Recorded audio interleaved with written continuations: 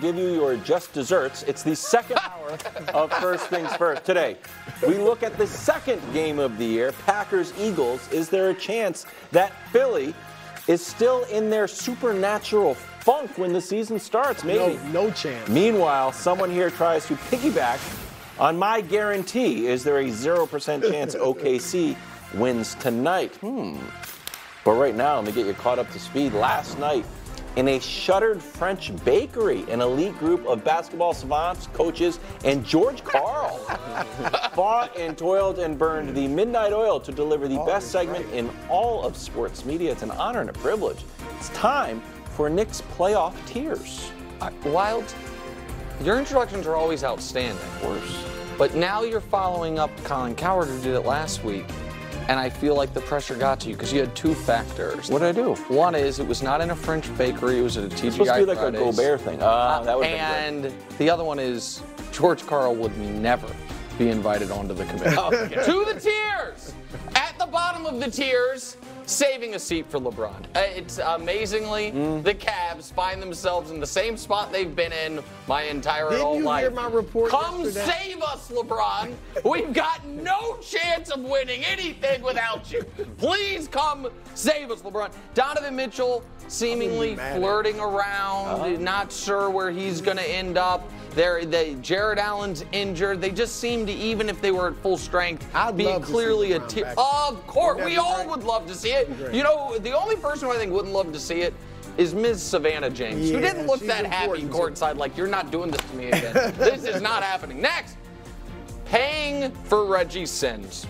Oh, wow. All this Reggie Miller myth-making, the bill has come due for the poor Indiana Pacers. Did you know that Jalen Brunson last night, for the fourth time in the last 2 weeks, met or exceeded Reggie's career playoff high? I did. I knew that. Did you know that Jalen Brunson, this playoff run, has already equaled Reggie's career playoff wins at Madison Square Garden, where Reggie owned, I was the boogeyman. I have the deed to this building because I won 6 games here once 30 years ago.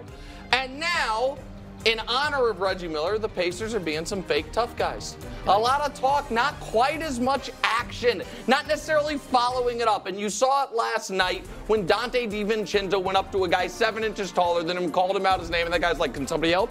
Somebody gonna help? Off-season of regret. You had him. You had him. And if you don't win these next 2 games, every single player on that team is going to look back to a moment or a sequence, and sometimes it's as thin as we're down 7, there's 30 seconds left in the first half, get a stop and a score, and it can be a 5-point game, and 30 seconds later you're down 15 points, and all of a sudden the series has tilted. I don't know what's going to happen over these next 2 games, but if they don't pull this out, it is going to be worse than had they been actually gentlemen swept, as Wilds is pretending they are being. Yeah, because it's going to be so painful. I just think it's going to be so painful. Feels part of the process. One superstar and a lot of sound bites. Listen, SGA is unbelievable. And listen, the interviews after the game, they are kitschy and fun. But I must admit, I don't really believe in this team still. I think Shea is phenomenal. Yes. And I think Jalen Williams is way better than I thought he would be at this point of his career. And Chet has had an awesome rookie season. But as far as this team's ability to get to or win a championship, the only part of the team that really seems truly championship caliber right now is Shea. Everything else feels a tick below or a little bit too young or just not quite right. Game of Thrones, not just because you could have your hand cut off and Tibbs would be like, you're giving me 44 minutes. But also because it was once so vastly overrated, it has now become a little underrated. The Knicks were this idea, MSG, the aura, come play here. It was way overrated for the last 20 years. But now, it's a real thing. And I think because it was so overrated for so long, people are a little hesitant to come into the party. Think that Jalen Brunson is being overrated. No, he's not. That the MSG crowd is being overrated. No, it's been the best crowd in the playoffs every single game. That this team does have something special about it from a toughness perspective that no other team in the playoffs seems to have. Also, listen, the last Nick season Coulter. wasn't that bad, guys. I mean, give me a break. It was fine. Truly, S-Bob. Now, I understand narratively this should be La Bob, but nobody knows what La Bob means. So Larry S-Bob, O'Brien. yeah, I know, but Super Bowl or bust. And here's what I mean. The Celtics 100% could make the finals, and we could consider this season a massive failure. Yes. They could make the finals and we all talk in early July about how they accomplished nothing. True. And so Yep. now that's not guaranteed. If they make the finals, play great, and lose a great series to Denver, no one's going to kill them for it. But I don't think they're going to get the flowers that you normally get by making the finals. But if they make the finals and get rolled, people are like, okay, well, this is the most fake finals appearance we've ever seen. You play the Heat without Jimmy, you play the Cavs without Jared Allen, and then now without Donovan, and then whatever's left of the Knicks team when they get through all of this. Next, lurking dangerously. Are they? So Holding on for dear life? Is that what? here is what it might be counterintuitive. Game 4 made me feel like this team was more dangerous than I felt going into it. Because Luka played poorly. Kyrie no-show. They missed all their free throws. They were playing a desperate 1 seed. And it's a 1-point game with a minute left. That we are yet to see the Mavs play a great game this postseason from their so I feel like they have those mid-season additions. Really, Bruce said it yesterday. They are now an excellent defense. And so an excellent defense, if Luka gets going, makes them a wildly dangerous team. And then, of course, at top of the tiers, the champ is here.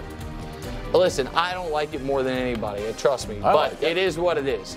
They've got the best player in the world, remembered he was the best player in the world after forgetting it for a few games, has played like it the last couple. Mike Malone is intimidating the refs. Jamal Murray's throwing things. Jokic is wasting time. They're a really annoying team, and they're probably going to win the title again. There we go. The tiers. Danny?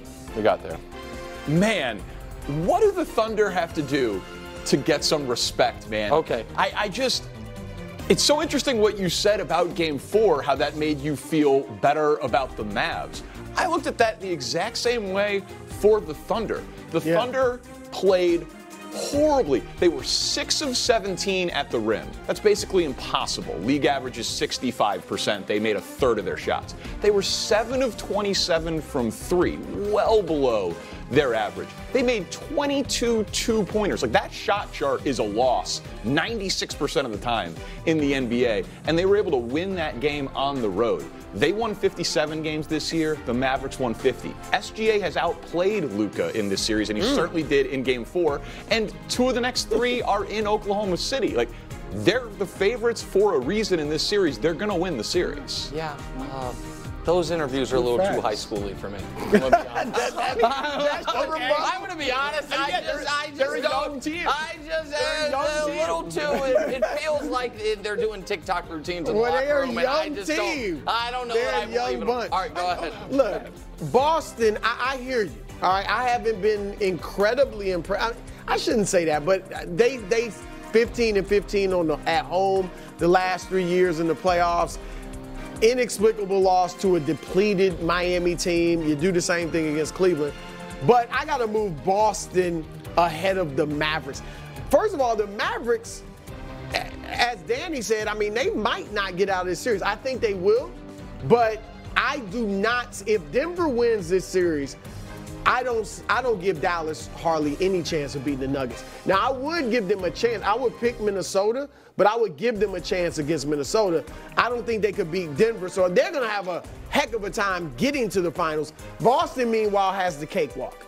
And look, part of me was like, here we go again in Game 4 against Cleveland. Like, no Donovan Mitchell, and it's close. But you know what? I actually think that was probably good for them because every other win in the playoffs has been a blowout.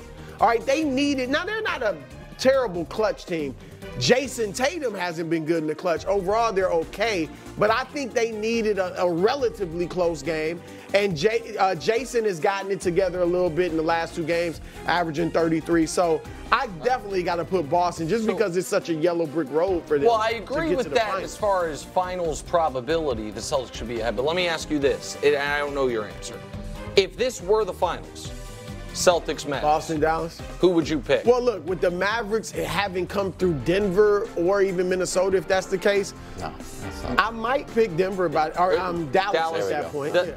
But truth comes out. But I don't think Dallas is getting. Well, to the listen, finals. I You asked me if they obviously- beat no, Denver or Minnesota. What I really was asking, if these two teams played head-to-head, who you like more. I think the Mavericks are better than the Celtics, and so But they don't have a better chance. No, of getting to the finals, right? Denver doesn't have a better chance of being in the finals than Boston. Boston's locked, Right. damn near locked to be in the finals. Go ahead, Wilds. You know, LeBron sat courtside of Cavs Celtics and turned me into Aaron Rodgers. There might be several rational reasons. I'm not buying any of them. Rational reason number one from Brew. It's absolutely nothing. I'm not buying it. What is It's it? Mother's Day. That's the only reason he wanted to go. He was in Cleveland. It was Mother's Day. There's nothing else. I didn't believe that. Option number two. He wants to go back to Cleveland. Does anyone really buy that? Not me. Okay. Option number three. He wants the Cavs to draft or take a look or just think about Bronny, who's doing really well in Chicago at the Combine. Starting to believe, but I'm going to go with the least believable thing. Are we sure LeBron wasn't on a recruiting trip? Little Donovan Mitchell. Oh, Rich Paul's there too. I know Rich Paul's from Cleveland. I get it. Cleveland area. Yeah. Maybe they're just, hey, Donovan, you can opt out of your deal. Well, no, I think he's got to. No, he can't opt out. He's got a year left. He has a year left, but then maybe the Cavs will be interested in trading him. He might come to New York, or maybe LeBron shows up. Donovan goes to LA. Do you like that? Well, Aaron Rodgers? So here's the problem with that. I do not think Dan Gilbert would greenlight anything that helps LeBron. Still? Really? Yeah. I do not Because I think they said those tickets were. Oh, well, okay. Well, maybe. It's just tickets. He's not going to tell him, no, you can't have go on StubHub, buddy. We're going to have a statue of you in front of the arena. I just mean, I don't think. He gave him those tickets. Maybe again, this is naked speculation. Wow, I just don't, I think that he would, right, I don't think he wants to make it easier for LeBron to win another title outside of Cleveland. So I don't think he would prefer that if they have to trade Donovan. What does Cleveland have the best offer? Although Donovan could demand, The Lakers have the best offer. They have 3